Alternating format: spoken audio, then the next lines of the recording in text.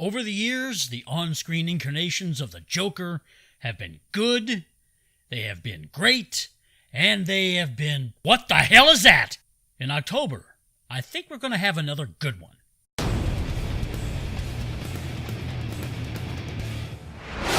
Welcome back, Internet. I am the COG. Thank you very much for stopping by. This is a video I've been waiting to get to, or trying to get to, I should say, for a while. The trailer for the Joker came out a couple of weeks back, and I've been meaning to talk about it. But first, a little bit of background into this film itself. This film was commissioned as a standalone Joker origin film, not meant to be associated with the DC Extended Universe, which is probably a good thing because the DCEU, for the most part, has kind of blown goat so far. When Joaquin Phoenix was cast, I was kind of on the fence. I wasn't wowed. Not really a big fan of Joaquin Phoenix. Don't dislike him, just none of his performances have been really anything I've gotten excited over. I was doing some reading about the conception of this film. I read that Joaquin Phoenix wanted to be in a lower budget character study feature, a comic book movie, and he had been offered what I read roles in the MCU that he turned down. I want to say he was offered a larger role in the DCEU, which he turned down. Then this project came along that he accepted, and I know Joaquin Phoenix tends to do oddball things, oddball projects. So, while I wasn't initially excited, after seeing this trailer, I think he's on to something. I want to say this could be a really good portrayal of the Joker. Maybe not to the Heath Ledger level. It's certainly going to be different. But this trailer shows some different things that I personally am kind of excited about. So let's just kind of get into it here. Arthur, so does it help to have someone to personally, I think it's flippin' hilarious that they named him Arthur Fleck, which is A. Fleck, Affleck, Batman. My mother always tells me. So what we see here is we're given a very good impression early on of a man. Well, let's pause that right there. We're given the impression of a man that very, very attached to his mother, which can lead to mommy issues. I'm not criticizing people that are attached to their mother by any means. But sometimes that leads people like that aren't sometimes wired very well, which we're getting a sense of very early on. But I wanted to stop right here. And here, in this incarnation of the Joker, rather than someone that is, a chemist or very, very interested in chemistry, Arthur Fleck here is a failed comedian.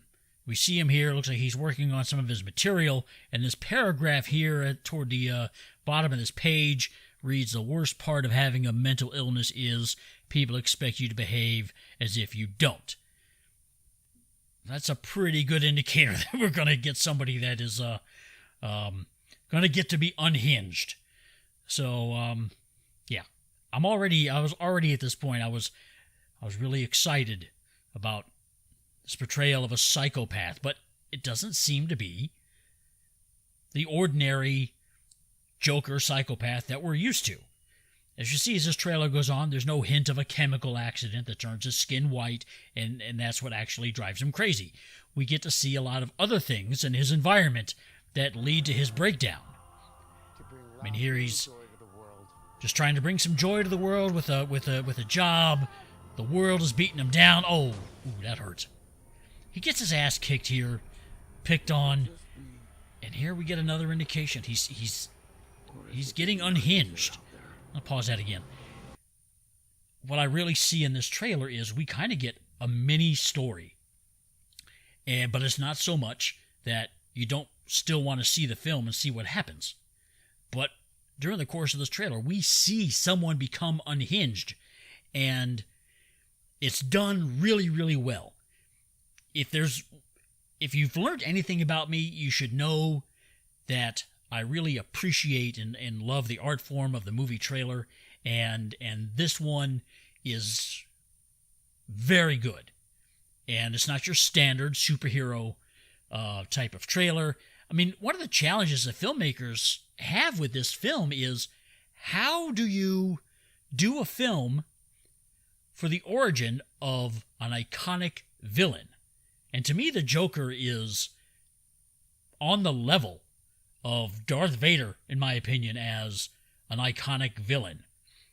Granted, a different medium, but in comic books, you think villains, if the Joker's not in your top 5, then you must not like DC Comics at all and never have read them. That's just what I'm saying here. But let's get back to this thing here, because this thing is really, really good.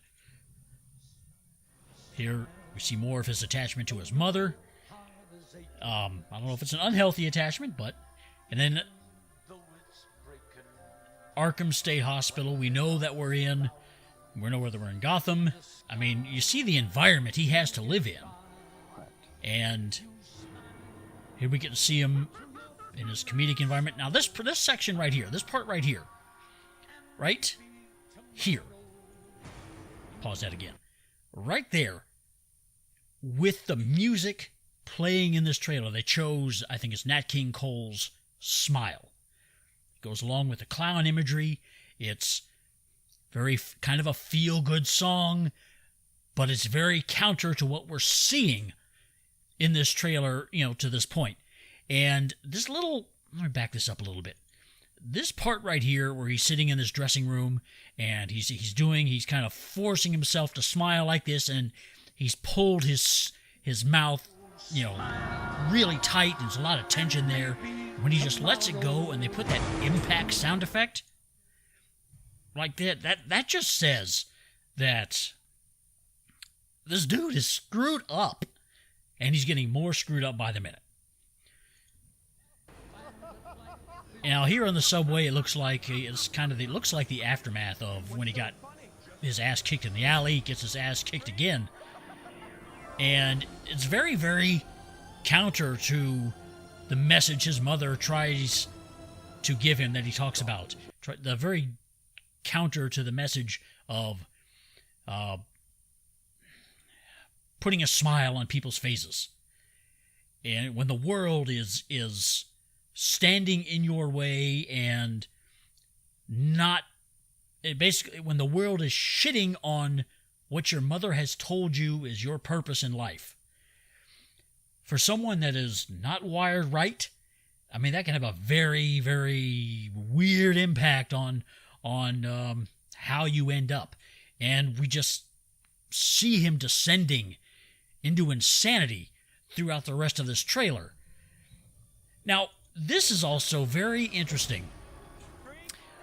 What I'm seeing here, we see here on the right side, somebody's holding a sign, kind of a Joker face, the clown face, and this voiceover that comes up here. This voiceover is actually Thomas Wayne talking there. And it seems to me, this is only my interpretation of what I'm seeing there about a coward, cold-blooded coward doing something behind a mask. And seeing all those people in front of that building, I don't know what that building was exactly, but it seems to me, I'm wondering if they are trying in this film to have Arthur Fleck almost take on the role of a vigilante himself to try to fight back against an unjust world that is just rotten to the core. I mean, the people standing there in crowds, did you see those people there wearing other masks like his?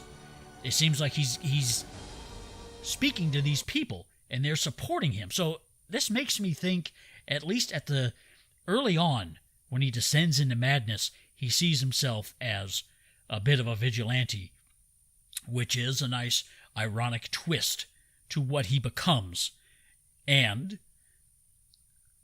the Batman that faces him later.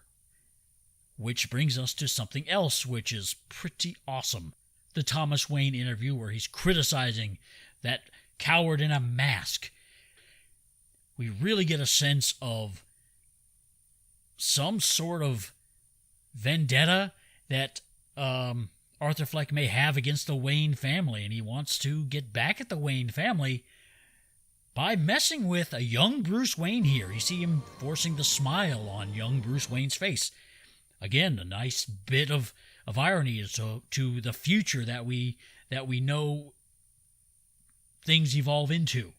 It just feels really sadistic and psychopathic to me from what I see here. Put on a happy face. My life was a tragedy. Oh, see that? Oh, more shots of But now I realize it's a comedy. and he comes to full Joker. And see, and this is when this music changes to something kind of very dark, where he's gone full Joker. And the way it wraps up, it's almost spine tingling. This looks like a fantastic movie that will, in a good way, subvert expectations.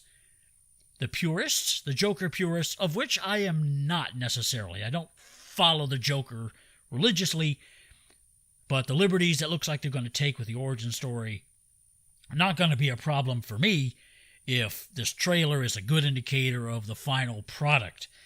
The Joker purist may not go for it too very much, but because this is a standalone film and meant to not coexist with the DCEU, I think that changes a lot of things where the acceptance of the film is concerned. And I'm genuinely excited for it. I don't know what else to say. It's just fantastic. But we'll see. We'll see what the next trailers show. We'll see what we learn in the coming months leading up to October. But right now, I'm pretty excited. So let me know what you think. I know this video is a couple weeks late, but this is still good enough to talk about, right? Let me know in a comment below. And don't forget to put a like on this video.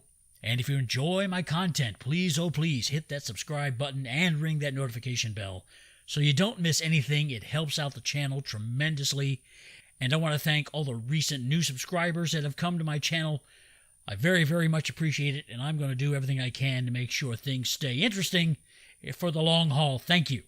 And I'll catch you guys next time.